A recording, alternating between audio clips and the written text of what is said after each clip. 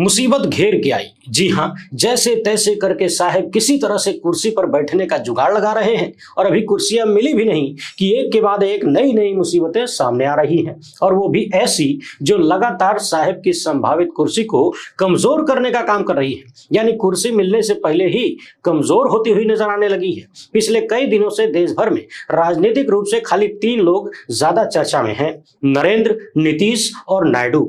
नरेंद्र का कोई बेटा बेटी है नहीं, नीतीश का बेटा राजनीति में एक्टिव नहीं है, मगर हम लोग शायद ये भूल गए कि नायडू का एक बेटा भी है। और अभी चंद्रबाबू नायडू जिन सांसदों के दम पर नरेंद्र मोदी की बैसाखी बनने जा रहे हैं, वो बैसाखी उनके बेटे के दम पर ही मिली है। एक तरफ राहुल गांधी देश भर में यात्रा निकाल रहे थे, दूसरी तरफ नायडू के बेटे आंध्र प्रदेश में 4000 किलोमीटर की पदयात्रा करके पिता को सत्ता दिलवाए हैं। और अब चंद्रबाबू नायडू के बेटे ने double dose injection Narendra Modi की सत्ता को लगा दिया है। इसमें एक इंजेक्शन ऐसा है जो साहब के 2019 वाले भयंकर कांड का खुलासा भी कर सकता है, जिसके तहत उन्होंने राहुल गांधी समेत तमाम नेताओं और देश के तमाम पत्रकारों के साथ साथ अपने लोगों की भी जासूसी करवाई। वैसे ही कांड की जांच का ऐलान नायडू के बेटे कर रहे हैं और दूसरा इंजेक्शन लगा रहे हैं उस मुद्दे को लेकर जिसके आधार पर नरेंद्र मोदी पिछले कई महीने से वोट मांग रहे थे। यानी साहब को कुर्सी मिलने से पहले ही एक के बाद एक भयंकर वाली पनौती लगती जा रही है। एक साथ मैं आपको कई सारी पनौतियां गिनवाने जा रहा हूं।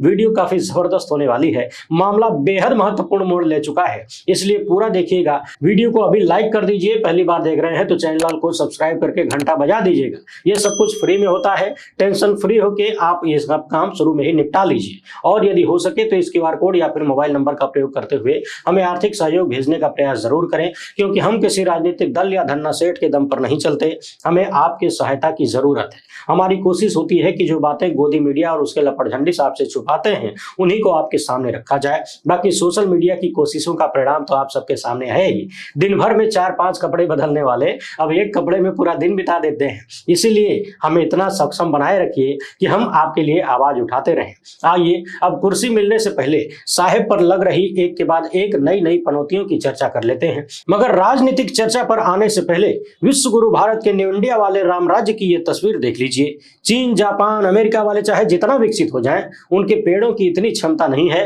कि 11000 वोल्ट के लिए खंभा बना पाएं। देखिए ये वीडियो, एक सूखे पेड़ को बिजली विभाग ने कैसे खंभे के प्रयोग में ले लिया है। सोशल मीडिया पर दावा किया जा रहा है कि ये उत्तर प्रदेश के लखीमपुर खीरी की कहानी है। वीडियो बनाने वाले क्या कह रहे हैं एक बार खुद ही सुन लीजिए। ये मितौली पावर हाउस का मामला है। पेड़ का पोल बना देते हैं, इसी से लगातार घटनाएं होती रहती हैं। आज भी एक घटना हुई है, 11000 लाइन से जलकर एक व्यक्ति रामपाल की मृत्यु हुई है। डहास रैली का मामला है। देख लिया आपने, बिजली विभाग की लापरवाहियों से होने वाली मौतों की कहानी कोई नई नहीं है। बिजली विभाग को भी आदत है और देश के लोगों को भी आदत है, इसलिए आप लोग टेंशन मत लीजिए। हाई टेंशन तार है तो क्या हुआ, टेंशन नहीं लेने का। और इस समय तो बिल्कुल ही मत लीजिए। अरे भाई, गांव में बिजली आते ही कितने घंटे हैं। जब शहरों में बिजली के आने जाने का कोई भरोसा नहीं है तो फिर गांव में टेंशन क्यों लिया जाए। वैसे भी इस वक्त तो देश में कुछ लोग इतने टेंशन में हैं कि पूरा दिन एक कपड़े में बिता दे रहे हैं, समय नहीं मिल रहा कपड़ा बदलने का। बहरहाल अपनी स्क्रीन पर छत्तीसगढ़ के रायपुर की इस खबर को देखिए। मोहम्मद जुबैर ने शेयर करते हुए लिखा है कि रायपुर जिले के पास भैंस तस्करी के संदेह में भीड़ ने चांद मियां और गुड्डू खान नामक 2 लोगों को कथित तौर पर पीट पीट कर मार दिया, हत्या कर दी और सद्दाम नामक एक अन्य व्यक्ति को गंभीर रूप से घायल कर दिया। घायल पीड़ित सद्दाम का कहना है कि 14-15 गुंडों ने उन पर हमला किया। पुलिस कह रही है कि हमें संदेह है कि अपराधियों ने इसकी योजना पहले से बनाई थी, क्योंकि सड़क पर अपराधियों ने पहले नुकीली कीलें फेंकी थी, जिससे गायों को ले जा रहे वाहन के टायर पंचर हो गए, पुल पर टायर फट गया और वाहन को रोकना पड़ा। दोनों पक्षों में झगड़ा हुआ। अब तक यह स्पष्ट नहीं हो पाया है कि मरने वाले डर के कारण नदी में कूद गए या फिर किसी ने उन्हें जबरदस्ती धक्का दिया या फेंक दिया। पुलिस जांच कर रही है। आपको याद दिला दें कि कुछ महीने पहले ही छत्तीसगढ़ में भारतीय जनता पार्टी की सरकार बनी है। धार्मिक उन्माद और तथाकथित पशु रक्षकों की अलग अलग कहानियां सामने लगातार आ रही हैं। हालांकि ये कहना कि भाजपा की सरकारों में ही गौरक्षा के नाम पर गुंडाई हो रही है, ये पूरी तरह से ठीक नहीं है। ऐसे गुंडों को रोकने में ज्यादातर पार्टियों की सरकारें फेल नजर आती है। कुछ महीने पहले ही राजस्थान के नासिर जुनैद को जिंदा जला दिया गया। पिता की मौत के गम में बेटी महीनों बाद अपने आप बीमार पड़ के मौत के शिकार हो गई। राजस्थान की गहलोत सरकार यानी कांग्रेस सरकार ने पीड़ितों को मदद पहुंचाने का प्रयास तो किया, मगर आरोपियों के खिलाफ वैसी त्वरित कार्रवाई नजर नहीं आई जैसी लोगों को उम्मीद थी, जैसी होनी चाहिए थी संदेश देने के लिए। ऐसा लगता है कि गौरक्षा के नाम पर गुंडाई करने वालों का सारा पार्टियों से गुप्त कनेक्शन है। फर्क बस इतना है कि एक की सरकार में ऐसी हत्याओं पर ताली बजाई जाती है, वह हवाई लूटी जाती है, हत्या करने वालों को फूलमाला पहनाया जाता है, लड्डू खिलाया जाता है, और दूसरे की तरफ सरकार में ताली नहीं बजती है। बहरहाल आइए अब सबसे पहले साहब की पनौतियों पर बात कर लेते हैं। लोकसभा चुनाव में ईडी, सीबीआई, इनकम टैक्स, पैसा, गोदी मीडिया, उसके लपटझंडी, झूठ, फरेब और इन सब से बढ़ के चुनाव आयोग भी साथ होने के बावजूद भारतीय जनता पार्टी यानी नरेंद्र मोदी चुनाव हार चुके हैं, यानी जनता ने बहुमत छीन लिया। ये अलग बात है कि भाषण में कह रहे हैं कि हम हारे कहां हैं, पहले भी एनडीए की सरकार थी, अभी भी एनडीए की सरकार है, जबकि उनका ये कहना, इस बात का कहना ही हार का प्रमाण है, क्योंकि अब तक तो मोदी सरकार थी ना, एनडीए सरकार कहां थी। अब तक मोदी सरकार थी और अब एनडीए की सरकार होगी।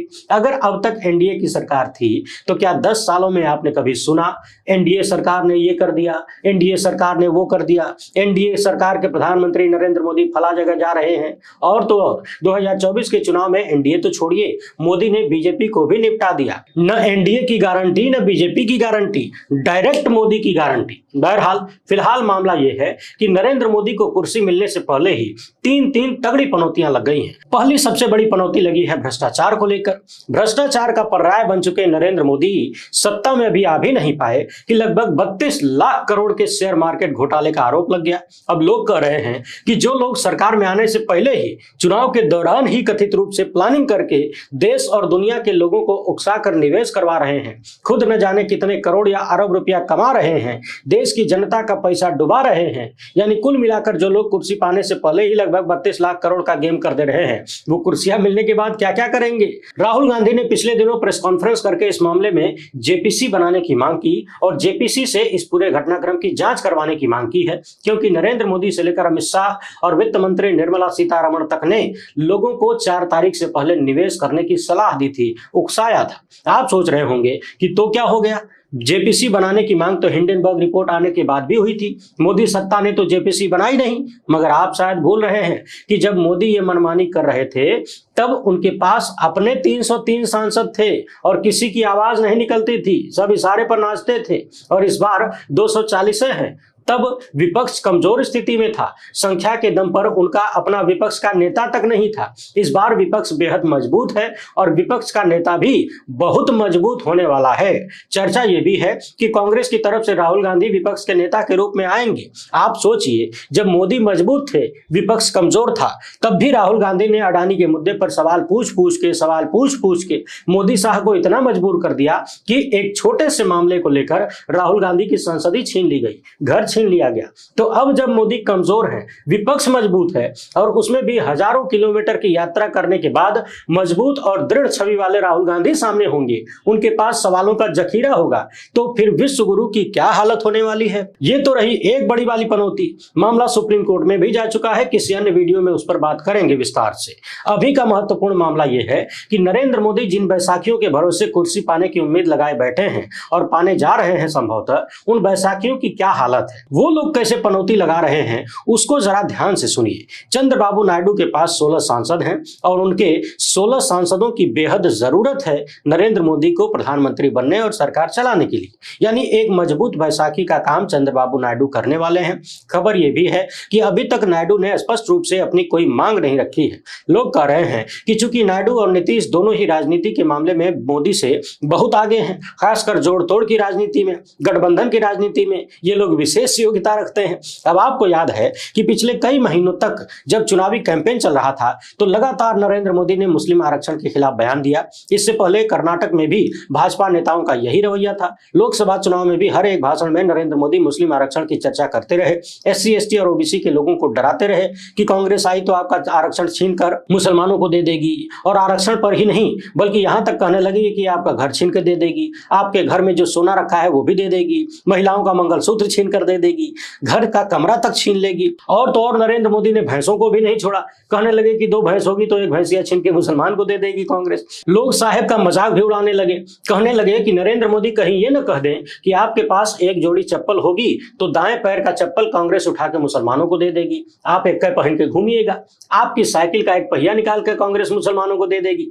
यानी साहब ने इस चुनाव में मुसलमानों के खिलाफ जितनी नफरत भरी उल्टियां की शायद भारत के इतिहास में किसी नेता ने कभी नहीं की होगी, कम से कम कोई प्रधानमंत्री तो बिल्कुल नहीं कर सकता। मगर नरेंद्र मोदी ने किसी पद की गरिमा का ख्याल नहीं रखा, यह भी नहीं सोचा कि इतिहास में उन्हें किस तरीके से याद किया जाएगा। सारी इज्जत को मिट्टी में मिलाते हुए उन्होंने धर्म के नाम पर वोट मांगा, हिंदुओं को मुसलमानों के नाम पर डराया, इसके बावजूद देश की जनता ने मोदी को हराया। अब अपनी स्क्रीन पर आप चंद्रबाबू नायडू के बेटे नारा लोकेश का बयान देखिए। एक तरफ नरेंद्र मोदी मुस्लिम आरक्षण के खिलाफ बोलते हैं, दूसरी तरफ नायडू के बेटे का कहना है कि मुस्लिम आरक्षण जारी रहेगा। असल में यही सामाजिक न्याय है। उनका कहना है कि मुस्लिम आरक्षण किसी भी हाल में चलता रहेगा, ये कोई तुष्टिकरण नहीं है बल्कि सामाजिक न्याय का एक माध्यम है। उन्होंने ये भी कह दिया है कि मुसलमानों का आरक्षण पिछले 2 दशक से चल रहा है और हम इसके साथ खड़े हैं, ये जारी रहेगा, चलता रहेगा। नायडू के बेटे का कहना है कि चूंकि राज्य में अल्पसंख्यकों की प्रति व्यक्ति आय सबसे कम है, सरकार के तौर पर हमारी जिम्मेदारी है कि उन्हें गरीबी से बाहर निकाला जाए, इसलिए मैं जो भी निर्णय लेता हूं वो तुष्टिकरण के लिए नहीं बल्कि उन्हें गरीबी से बाहर निकालने के लिए होता है। इसके साथ ही चंद्रबाबू नायडू के बेटे नारा लोकेश ने यह भी कह दिया कि अगर आप अपने देश को विकसित राष्ट्र बनाना चाहते हैं, यानी जो नारा नरेंद्र मोदी दे रहे हैं, ये अलग बात है कि ये पूरी तरह से हवा हवाई है, जैसे विश्वगुरु और 15 लाख का था, मगर फिर भी नरेंद्र मोदी विकसित भारत का नारा दे रहे हैं। अब उस पर नायडू के बेटे का कहना है कि अगर आप सच में हमारे देश को एक विकसित राष्ट्र बनाना चाहते हैं तो हम किसी को पीछे नहीं छोड़ सकते, हमें सभी को साथ लेकर चलना होगा और सबके साथ मिलकर ही विकसित राष्ट्र का निर्माण किया जा सकता है। इसके साथ ही उन्होंने ये भी कहा है कि मेरे पिता को गलत तरीके से 52 दिनों तक जेल में रखा गया, हम बदले की राजनीति के शिकार हैं, कानून का शासन सभी के लिए समान रूप से लागू होना चाहिए, भारत में बदले की राजनीति की कोई जगह नहीं है। बाकी आप तो जानते ही हैं मोदी शाह की राजनीति का तरीका क्या है, यहाँ ऊपर से लेकर नीचे तक बदला ही बदला नजर आता है और हर कुछ बदला नजर आता है, और वो बदला भी इस कदर कि 2014 में ही आडवाणी को निपटाना शुरू कर दिया, अंत आते आते शिवराज सिंह चौहान, वसुंधरा राजे,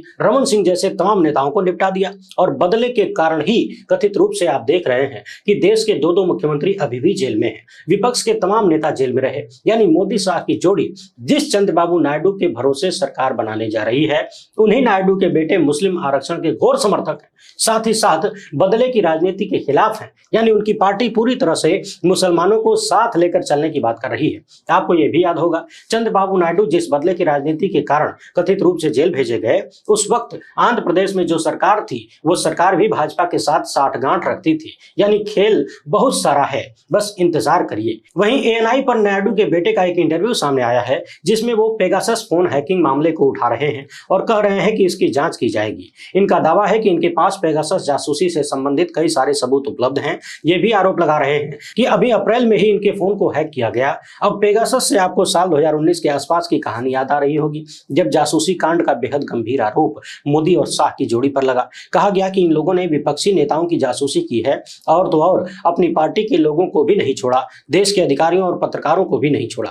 नायडू के बेटे का कहना है कि हम ये भी पता लगाने में लगे हुए हैं कि क्या आंध्र प्रदेश के पास पेगासस जैसा कोई सॉफ्टवेयर है, यदि है तो किसके इशारे पर इसका प्रयोग हो रहा है, हमारी जासूसी हो रही थी और कौन लोग करवा रहे थे। यहाँ सवाल ये भी उठता है कि क्या पेगासस की खरीद राज्य सरकारें भी कर सकती हैं, यदि हाँ तो कब खरीदा गया, क्यों खरीदा गया और उसका पैसा कहां से आया, यदि नहीं तो फिर क्या नरेंद्र मोदी की सरकार ने आंध्र प्रदेश की पूर्व सरकार यानी जगनमोहन रेड्डी की सरकार को, जगनमोहन रेड्डी को पेगासस खरीद के दिया, जासूसी सॉफ्टवेयर खरीद कर दिया, कहा कि लो भैया तुम भी जासूसी करवाओ, हम दिल्ली में बैठ के करवाते हैं, तुम आंध्र में बैठ के करवाओ। सवाल बहुत सारे हैं, जवाब आना बाकी है। देखना यह है कि चंद्रबाबू नायडू के बेटे जो कह रहे हैं वो करते भी हैं या नहीं, और करते हैं तो कब करते हैं, उसका रिएक्शन कैसा होता है। क्योंकि पेगासस की कहानी ऐसी है कि आंध्र प्रदेश से जो निकलेगी वो दिल्ली तक जाएगी। थोड़ी देर पहले हम मुस्लिम आरक्षण वगैरह की बात कर रहे थे। नरेंद्र मोदी और भाजपा का पूरा नैरेटिव मुस्लिम विरोध कर रहा है, मगर जिस चंद्रबाबू नायडू के साथ सरकार बनाने जा रहे हैं वो टीडीपी आंध्र प्रदेश में जो घोषणा पत्र जारी करके आई है सत्ता में, यानी मुसलमानों से जो वादा करके आई है, उसको जरा सुन लीजिए और सुनने के बाद भक्तों को जरूर भेजिएगा और कहिएगा कि अयोध्या वासियों को तो बाद में गाली दे लेना, यूपी वालों को बाद में गद्दार बुला लेना, पहले ये कहानी सुन लो।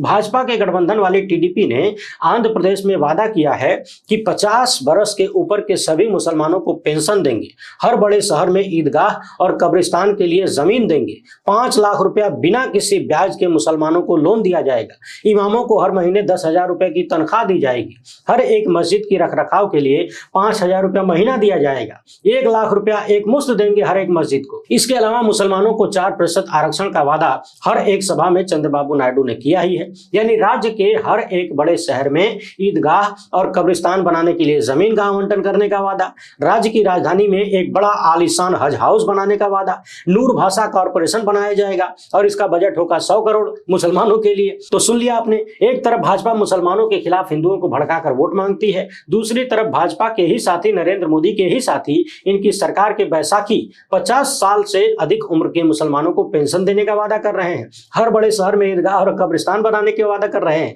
जमीन देने का वादा कर रहे हैं, आलीशान हज हाउस बनाने की बात कर रहे हैं, मुसलमानों को 5 लाख रुपया बिना ब्याज के लोन देने की बात कर रहे हैं, इमामों को 10,000 रुपया महीना यानी नौकरी पर रखने की बात कर रहे हैं, जो पढ़े लिखे होंगे उनके लिए और विशेष व्यवस्था बनाई जाएगी, हर एक मस्जिद के लिए महीने का 5,000 रुपया और एक मुश्त 1 लाख रुपए की सहायता राशि देने की बात हो रही है। अब सवाल यह है कि साहिब के मुस्लिम नफरत का क्या होगा और ये बेमेल की शादी कितने दिन चल पाएगी, अंदाजा लगा लीजिए। और जितने दिन चलेगी उसमें कितने दिन सिर फुटबॉल होगी और किस स्तर की होगी, इसका भी अंदाजा लगा लीजिए। इन दोनों की अपनी विचारधाराओं का क्या होगा। उधर आंध्र प्रदेश की माली हालत बेहद खराब है, उस राज्य को भर भर के पैसे की जरूरत है। चंद्रबाबू नायडू के बारे में कहा जाता है कि उनकी झोली बहुत गहरी है, यानी डिमांड बहुत करते हैं। तो जब ये सारी चीजें एक साथ मिक्स होंगी तो कैसी छीछालेदर सामने आएगी, इंतजार करते रहिए। उधर 2024 के चुनाव में मोदी की हार को लेकर गजब गजब के तंज किए जा रहे हैं। कांग्रेस प्रवक्ता है सुप्रिया श्रीनेत, उन्होंने एक पोस्टर शेयर किया है, आप भी देखिए। लिख रही हैं कि प्रभु की लीला देखिए,